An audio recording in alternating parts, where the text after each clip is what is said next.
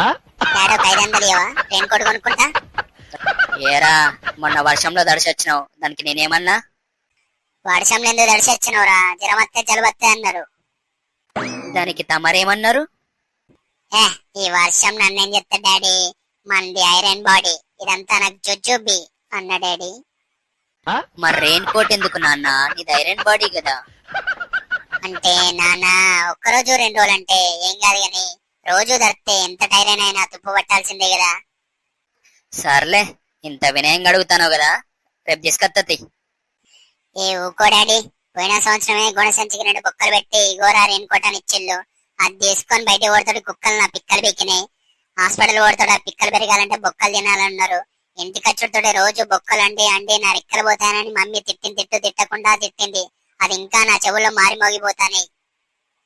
సర్లేరా, ఈసారి కోణ సంచితో ఏం చేయను రెయిన్ కోటు. ఏ బియ్యం సంచితోటి ఎత్తరా?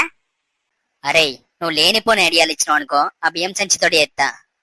ఏ ఊరికే డాడీ, జోక్ చేసా, మజాక్ చేసా. నువ్వు ఆ గోనె సంచి బత్త సంచితోటి వేస్తావు అనుకో, ఆ వేసుకొని బయటకు పోతే మా దోస్తు గారి ముందు ఇచ్చేది పోతుంది. నీకు దండం పెడతా డాడీ, 500 డాడీ. నువ్వు ఇంట్లో పని చెప్పినా ఎత్తా. ఏం పని చెప్పినా ఎత్తా అంటావు? చేస్తా డాడీ, ఏ పనైనా. ప్రామిస్? Promise daddy. అరే ఇప్పుడే ప్రామిస్ చేసినావు. ఈ 500 తీసుకొని 400 చిల్లర తీసుకురా. 100 రూపాయల మంచి రెయిన్ కోట్ కొనుక్కో. 100 రూపాయల రెయిన్ కోట్, పైగా మంచి రెయిన్ కోట్ అంట.